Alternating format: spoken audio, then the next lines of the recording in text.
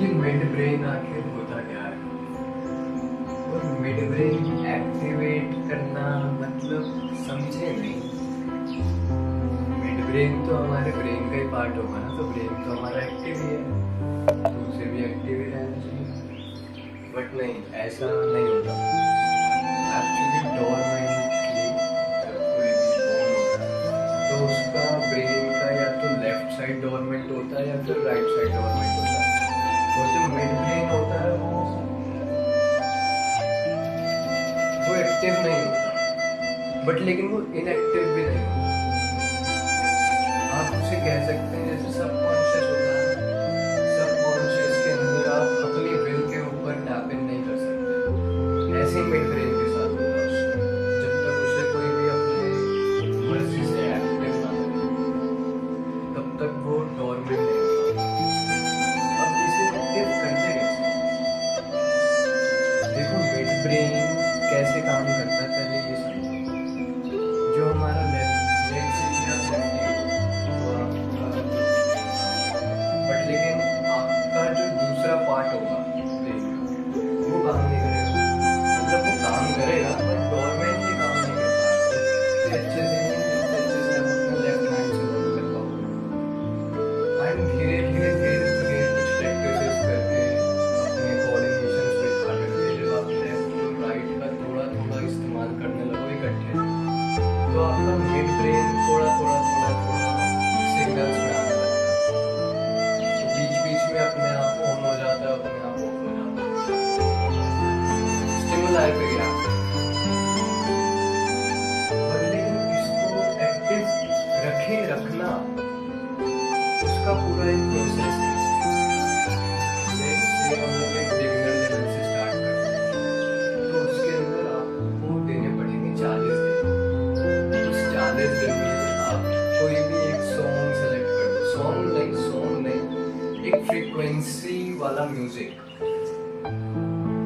आपको यूट्यूब पर कहीं भी मिल जाएगी। बहुत सारी फ्रीक्वेंसीज के अंदर बहुत सारी, कोई सी भी फ्रीक्वेंसी चलेगी, क्योंकि हमारे ह्यूमन ब्रेन को नॉर्मली एक ही फ्रीक्वेंसी सुनने की आदत नहीं है। जब वो देखेगा, जब वो ऑब्जर्व करेगा कि कॉन्सिस्टेंटली सिर्फ एक फ्रीक्वेंसी भेजी जा रही है मेरे दिमाग के अंदर, तो वो कोई सी भी फ्रीक्वेंसी हो वो मिड ब्रेन को टैप करेगा बाहर। क्योंकि सिर्फ एक मिड ब्रेन ही ऐसा है जो कि फ्रीक्वेंसी पहचान सकता है कि ये फ्रीक्वेंसी कौन सी आ रही है। तो उसे पहचानना होगा तो वो ऑब्वियसली मिड ब्रेन को थोड़ा सा एक्टिव करेगा। एंड जब आप इसे कॉन्सिस्टेंटली उसे सुनाओगे एक ही समय पर, जैसे लेट से आप रात को सोने लगे तो सोने से पहले आपने वो लगा दिया 40 मिनट 50 मिनट और उसे सुनते सुनते सो गए। और ऐसे सेम टाइम पर आपने हर दिन किया 40 दिन, तो वो आपके मिड ब्रेन को थोड़ा सा सेंसिटिव एज वीक नहीं बनाएगा, बट लेकिन you will feel it in yourself, you will feel it in your movements, in your reflexes, in your critical thinking, in your visuals, in your auditory reception. इन सारी चीज़ों में आपको बढ़ावा दिखेगी, ये चीज़ें ग्रो हो रही हैं अपने आप। बट उससे भी वो चीज़ एक्टिव नहीं रखी जा सकती। मिड ब्रेन सिर्फ सॉन्ग सुनने से एक्टिव नहीं रखा जा सकता। इसके बीच में आपको थोड़ी देर मेडिटेट भी करना पड़ेगा। उसके साथ ही कुछ प्रैक्टिसेस होती हैं, कुछ एक्सरसाइजेज होती हैं, कुछ हैंड साइंस होते हैं, कुछ ब्रेथ वर्क्स होते हैं। अब आप कहेंगे कि ठीक है चलो हमने ये सारी चीज़ें कर ली, 40 दिन तक कर दिया, पर लेकिन इसे एक्टिव करे क्यों? हम तो भैया एक ही हिस्से से काम चला रहे हैं, ले रहे हैं अपना, हमें नहीं चाहिए तीसरा। देखो, जब आपका मिड ब्रेन एक्टिव होता है तो उस समय आप एक्चुअली में हर तरीके से अपग्रेड होता है। अपग्रेड कैसे होता है? आप बहुत जल्दी चीज़ों को नोटिस कर सकते हो। बातों के बीच में क्या इंटेंशंस है वो समझ जाते हो। आपको इमोशंस फील भी होते हैं तो वो आप कंट्रोल कर पाते हो। और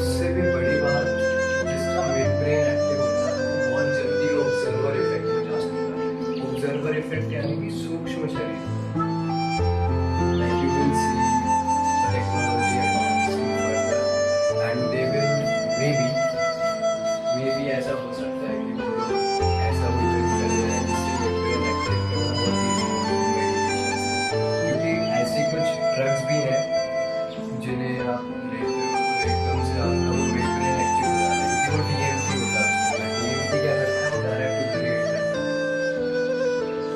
तो वो सिर्फ उस समय के लिए खोल देता है, बट लेकिन उसके बाद वो चीज़ और ज़्यादा पूरी तरीके से लॉक हो जाती है, तो उसका कोई फ़ायदा नहीं है, उसका नुकसान ही नुकसान है। बट इसी तरीके से जैसे आज हम देखते हैं कि ड्रग्स के थ्रू ऐसा हो सकता है, तो आगे जब मेडिकल थोड़ा फर्दर आगे बढ़ेगा, मेडिकल इंडस्ट्री आगे बढ़ेगी, तो हो सकता है ऐसा कोई तरीका ढूंढ ले कि इस मेडिकेशन से आप अपना ब्रेन एक्टिव कर सकते हो कुछ समय के लिए। बट अगेन वो भी थोड़ा और डिपेंडेंसी बन जाएगी, वो भी आखिर में लॉन्ग टर्म के अंदर नुकसान ही देगी चीज़, क्योंकि जो चीज़ नेचुरली